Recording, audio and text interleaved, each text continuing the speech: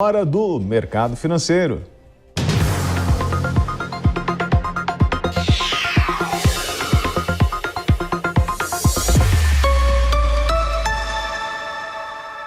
Luiz Arthur Nogueira e Samidana, ótima semana para os senhores. Boa tarde.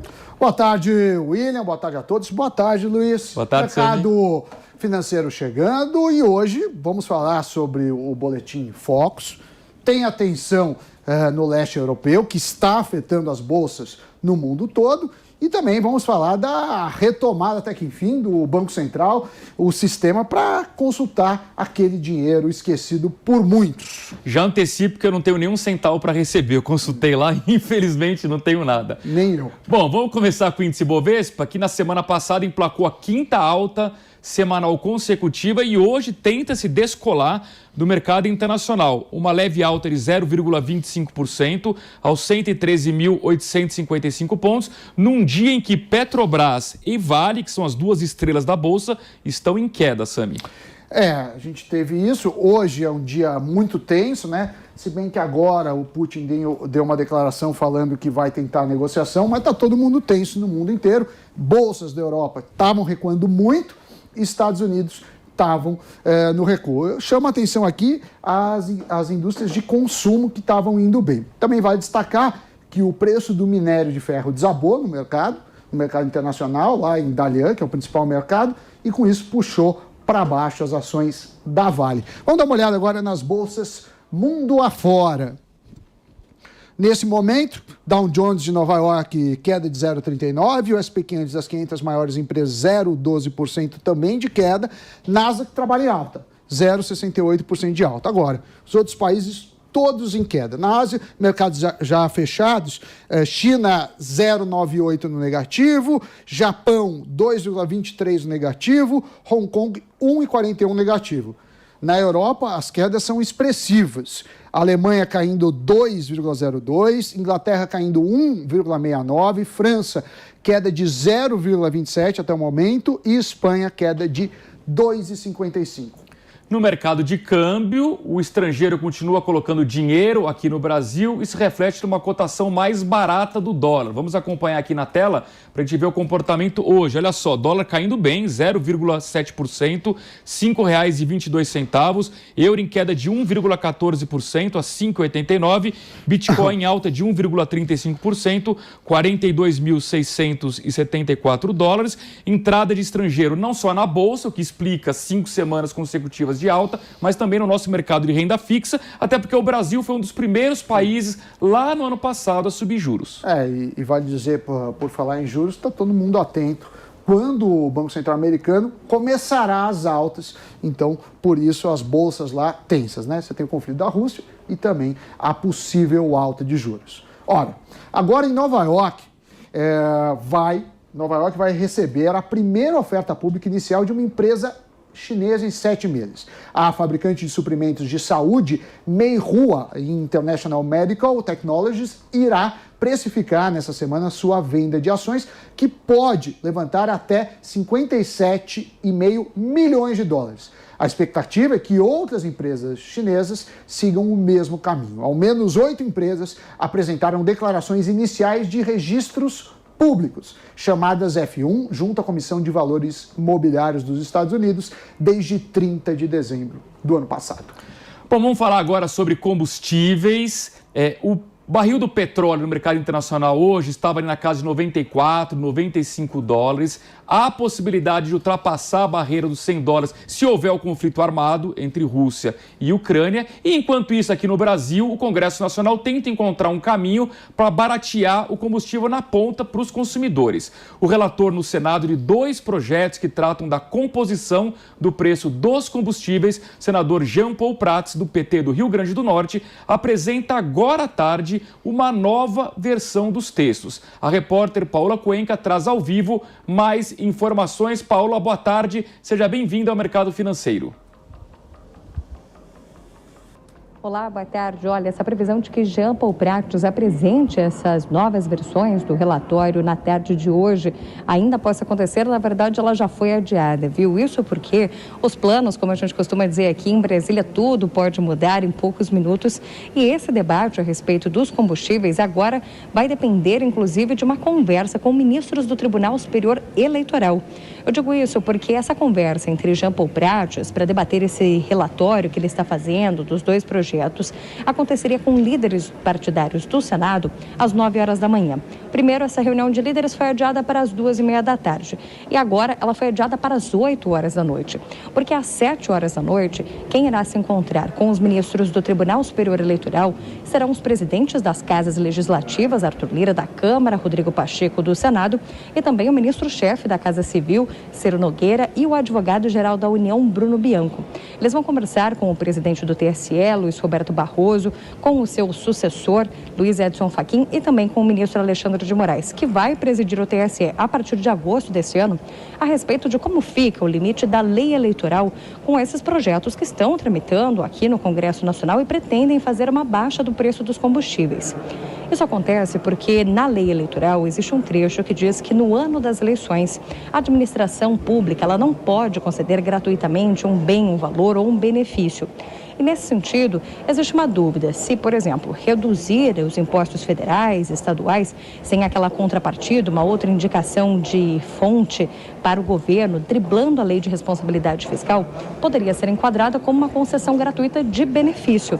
E por isso, então, essa conversa vai acontecer até para saber se o tom do relatório e também o tom das conversas que estão sendo levadas aqui no Congresso Nacional com essas medidas para baixar o preço do combustível vão estar de acordo com a lei eleitoral e vão ter chances de ser sancionada pelo presidente da República, Jair Bolsonaro.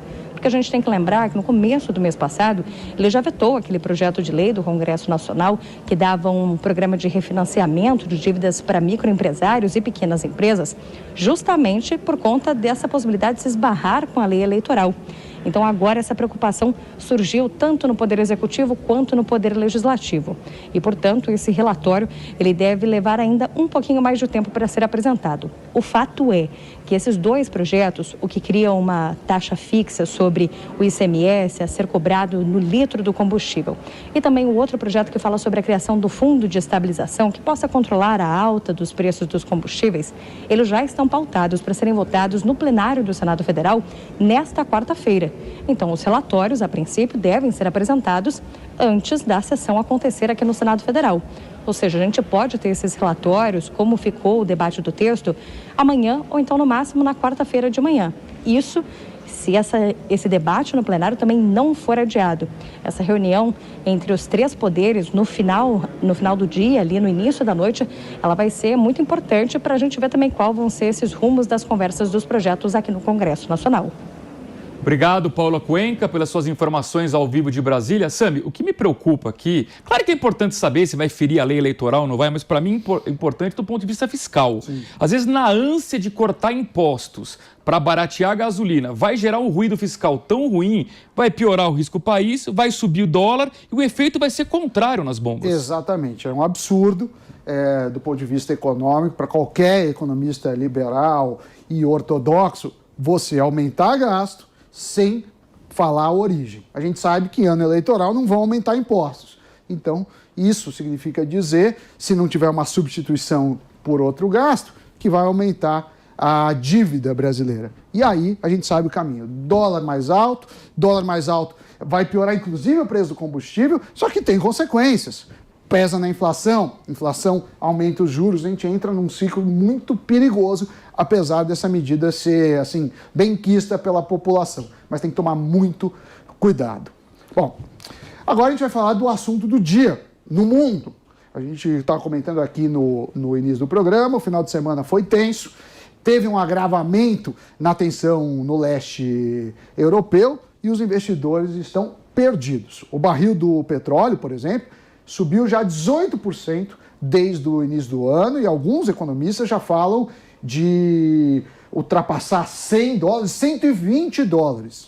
E para conversar sobre isso, a gente recebe aqui no Mercado Financeiro o ex-diretor do FMI e ex-secretário de Assuntos Internacionais do Ministério da Fazenda, Otaviano Canuto. Seja muito bem-vindo. Otaviano, essa preocupação dos investidores com a atenção, no seu entendimento, é exagero ou as coisas podem ficar feias e impactar a economia mundo afora? Prazer estar aqui com você, Sami e Luiz Arthur.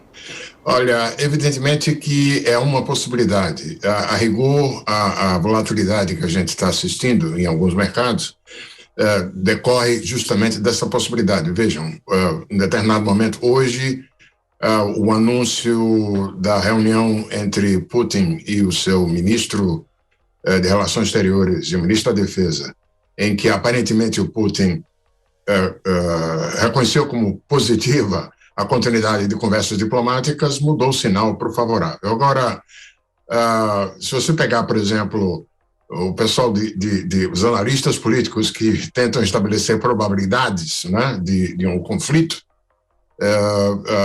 isso flutua, essa probabilidade de 60% para 40% o tempo inteiro. Então, é evidente que isso permanece como uma espada em cima da cabeça de analistas de mercados, por conta, evidentemente, da dependência europeia em relação ao gás russo.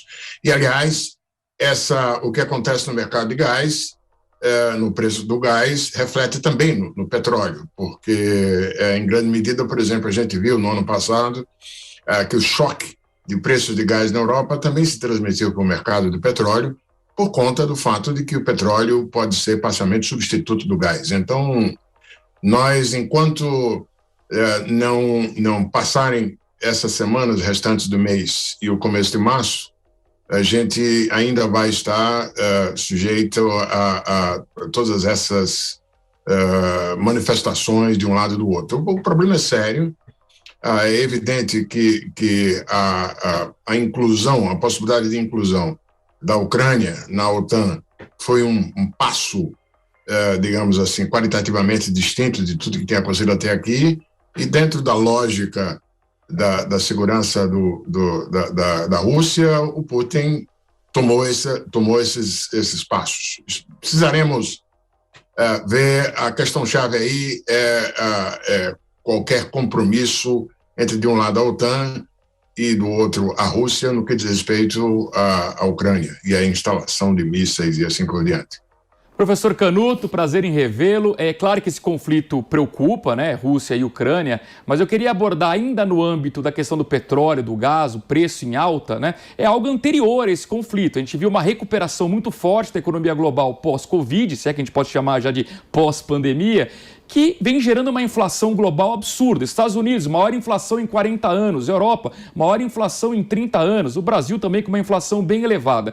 E eu tenho a impressão, não sei se o senhor concorda, que a OPEP, que é o grande cartel aí dos produtores, não tem muito interesse em aumentar a oferta, porque estão ganhando dinheiro com isso. Eles perderam lá em 2020, no auge da pandemia, quando o barril ficou abaixo de $20. A minha pergunta é a seguinte: o senhor vê alguma possibilidade de ter uma grande articulação global para que esses preços do petróleo tenham um limite e não gere uma inflação global tão alta que obrigue os bancos centrais a elevar juros e, eventualmente, jogar o mundo inteiro numa recessão econômica? Perfeito. Luiz Arthur, é claro que a inflação no patamar que está nos Estados Unidos reflete, evidentemente, por um lado, aumento de preços de energia. Isso também foi ainda mais forte no caso da Europa, mas também tem outros elementos, tem outros componentes. Você tem claramente um excesso de demanda em relação à capacidade de oferta, e as restrições nas cadeias de suprimento também refletem em parte isso. A impossibilidade de se ter uma resposta de oferta em caráter global ao estágio em que a demanda agregada está. Isso é importante ter em mente. Do ponto de vista, no lado do petróleo, a gente tem que levar em conta que os investimentos têm sido baixos nos últimos anos. É claro que existe capacidade ociosa na Arábia Saudita, mas as condições de oferta hoje estão diferentes. E, aliás, temos que levar em conta o seguinte: em 2015, a OPEP decide jogar o preço lá para baixo por conta da emergência da produção de petróleo e gás de xisto nos Estados Unidos. E isso foi, é claro, uma resposta, uma tentativa de, na margem, cortar o lugar desses novos canais de produção alternativa nos Estados Unidos. Hoje, a característica do gás e do petróleo de xisto é que ele não envolve muito investimento fixo. Então, a oferta é muito variável, ela responde rapidamente a variações de preço. Mas a rigor, a expansão da produção de petróleo e gás de xisto nos Estados Unidos não tem respondido como se imaginaria 6 anos atrás ou 7 anos atrás a subida de preço. Por isso que a OPEP se sente confortável em não mudar muito os termos dos seus arranjos quanto à capacidade de oferta. A rigor, a longo prazo, a tendência de preço de petróleo é de queda no contexto da transição energética. Quando, naturalmente, o uso maior de eletricidade, inclusive na frota automobilística, vai gradualmente reduzir a demanda por derivados de petróleo. Agora, no horizonte mais curto de prazo, os produtores estão, digamos, com baixa capacidade de atendimento. Não é o caso do Brasil, que está respondendo, mas tudo joga na direção desse choque atual de preços, digamos assim, não ser revertido imediatamente. Agora, repito, a inflação americana e europeia reflete menos a questão do petróleo e mais outros fatores. No caso dos Estados Unidos, já está em curso um ajustamento a patamares de taxa de juros curtas e longas, bem mais alto do que o de todo esse passado recente. E, a propósito, eu vi vocês conversando sobre o ingresso de dinheiro no Brasil, isso, em parte, reflete um ajustamento do mercado às mudanças na curva de juros norte-americanos. Quer dizer, os ativos americanos de maior duration, como aqueles que dependem de valor de estoque, como tecnologia e assim por diante, eles estão ajustando para baixo, né? O que vocês corretamente apontaram no ajuste na evolução de mercados acionários. E, paradoxalmente, essa recomposição do apetite por risco acabou beneficiando alguns mercados emergentes que já vinham justamente ajustando os juros desde o ano passado, como é o caso do Brasil.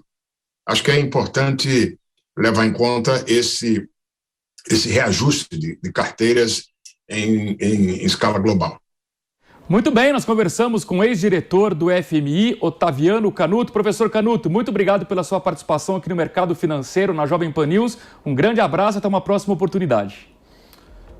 Obrigado, Canuto. Os economistas do mercado financeiro elevaram pela 5ª semana seguida a estimativa de inflação para esse ano. Era 5,44%, agora é 5,5% para 2022. As projeções constam no relatório Focus, que foi divulgado hoje pelo Banco Central. Para 2023, o mercado financeiro continua apostando em uma inflação de 3,5%. Em relação ao PIB, o mercado manteve a previsão de crescimento deste ano estável em 0,3% ao ano. Já para 2023, o mercado reduziu a expectativa de expansão do PIB de 1,53% para 1,5%. Os economistas também elevaram a expectativa para a taxa básica de juros de 11,75% para 12,25% ao final deste ano. Já para 2023, a expectativa permaneceu de Selic em 8%. E para concluirmos, a projeção para a taxa de câmbio teve um leve recuo neste ano de R$ 5,60 para R$ 5,58. Para o ano que vem, a previsão caiu de R$ 5,50 para R$ 5,45. Vamos olhar então os gráficos para a gente entender melhor as previsões. Ô, Sami, o que me chamou a atenção é o seguinte: 5ª semana consecutiva que o mercado afirma que o Banco Central não vai cumprir nem o teto da meta, que é de 5%, né? E é pelo 2º ano consecutivo. Ano passado, né, pandemia, tudo, mas esse ano já começa a ficar mais complicado. Agora, o que chama muita atenção é a majoração da Selic. Ninguém estava falando em taxas acima de 12% para 31 de novembro. Agora, a expectativa mediana do mercado já é 12,25%. O que a gente fez, Luiz? Eu fui lá, fiz lá o robozinho pegar as estimativas da Selic desde do que começaram o Focus até a previsão de 2022. Eu vou pedir para colocar aqui na tela. Ó, vai desde março de 21, ele está falando há um ano. Ano passado, nessa época, achavam que a Selic não passaria de 6%. Ela foi indo, como se diz no futebol, indo, e acabou fundo, acabamos aí 12,25%. Mas isso preocupa muito. Isso significa que saiu, de certa forma, do controle, é um alerta, vem dólar para aproveitar essa renda fixa, mas não ajuda o crescimento do país. Sem dúvida. Não à toa, o crescimento previsto para esse ano é um pibinho de 0,3% e preocupa também que para os próximos anos as projeções estão caindo. Estão falando 1,5%, né? A gente sabe que país emergente tem que mirar em 3%. E o Brasil, nas últimas décadas, não é desse governo, a gente pode pegar um prazo mais longo, cresceu só 1%. É muito pouco para um país que precisa desenvolver, diminuir desigualdade e avançar em várias áreas. Sem dúvida. Bom, vamos falar agora sobre dinheiro. Quem sabe não tem um dinheirinho para você esquecido? O Banco Central liberou hoje a consulta de dinheiro esquecido em bancos. Repórter Marcelo Matos traz ao vivo as informações. Marcelo, boa tarde. Olha, no meu caso, já consultei, não tenho nada a receber. E você? Seja bem-vindo.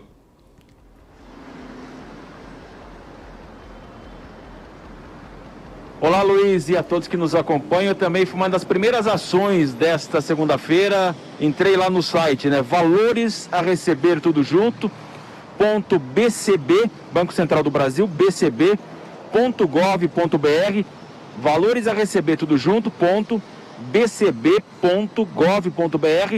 E também não havia nenhum tostão para mim, viu, Luiz? Mas nós nos juntamos aí a 20 milhões de brasileiros, mais de 20 milhões, que já entraram no site do Banco Central para saber se há uma quantia ou não esquecida nos bancos. O Banco Central alerta que não vai esperar que vai resolver sua vida, vai fechar o mês, vai pagar a dívida. São valores muito inferiores a R$100, R$50, então calma. Mas de qualquer forma vale a pena você então ingressar, como você disse, em janeiro. Esse serviço foi oferecido, houve uma sobrecarga, então o Banco Central renovou aí todo esse trabalho e a partir de hoje colocou novamente aí à disposição dos consumidores, dos brasileiros. Está funcionando, você fez o teste, eu também fiz o teste logo pela manhã. Empresas também, lembrando que não apenas as pessoas físicas, mas também pessoas jurídicas podem consultar. Eu vou repetir então, valores a receber, tudo junto, .bcb.gov.br. Você consulta com o seu CPF, vai também ser solicitado a data do seu nascimento, ou CNPJ no caso das empresas. Se for positivo, então nós temos um agendamento que você vai fazer para o resgate. Negativo, vai haver uma nova posição para você fazer uma nova consulta daqui a alguns meses. O pagamento a partir de 7 de março, nascidos aí antes de 1968, a partir do dia 14 de março agora, 68 a 83, e na sequência, no dia 21, aqueles nascidos após 1983. Então você, caso positivo, tem dinheiro a receber, vai ter que criar uma conta lá na página do governo federal, gov.br, então você faz sua página lá. A transferência vai ser prioritariamente realizada através do Pix, você faz todos os detalhes lá na página do governo, e o BC também, claro, faz um alerta para golpes. Então o BC está dizendo o seguinte: não há link que vai ser enviado para você por e-mail, por WhatsApp, por outras redes sociais. O contato é você diretamente então no site, então evite qualquer tipo de golpe também. São 20 milhões de consultas já apenas hoje na abertura do serviço. Nós temos 3,2 bilhões de reais em pagamentos para 24 milhões de brasileiros. Luiz. Vale dizer, obrigado Marcelo Matos pela sua participação. Vale dizer, Luiz, que para entrar eu também entrei super rápido, só precisa do CPF e da data de nascimento. E aí, no meu caso, você não tem nada, volte em maio para ver. Tem que olhar esse dinheiro, porque independentemente se é muito ou pouco, é seu. Exato. Acabou. Claro. Agora, uma notícia para encerrar o programa: a B3, né, a nossa bolsa, voltará a ter pregão até às 17 horas a partir do dia 14 de março. A mudança ocorre em função do início do horário de verão nos Estados Unidos, sempre deixando bem próximas as duas bolsas. Com isso, haverá a volta do aftermarket, com negociação entre 5h30 da tarde e 6 da tarde. Nessa linha, os mercados fracionário de opções, o próprio mercado Bovespa+, BDRs, fundos de investimentos, de ETFs e de balcão organizado passam a encerrar as atividades também às 17 horas. Já os mercados futuros voltam a operar até 18 horas, Luiz. Muito bem, com essa informação encerramos o mercado financeiro de hoje, o primeiro da semana, mas com o compromisso marcado amanhã, Sami, às 2h30 da tarde. Ponto final no mercado financeiro, ponto final no Headline News. Obrigado pela parceria, você que nos acompanha, obrigado pela companhia. E você que está vendo a TV Jovem Pan News, fique agora com Entre Linhas. Já se você estiver na rádio Jovem Pan, fique com o seu noticiário local. Tchau, tchau e até amanhã.